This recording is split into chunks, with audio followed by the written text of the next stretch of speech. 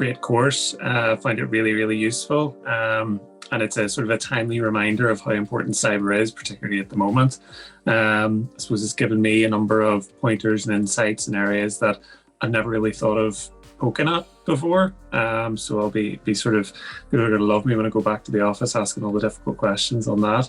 And in some of the areas that I've maybe taken their word for it in the past, I'll maybe be poking a bit better this time. So they're really, really useful from that perspective.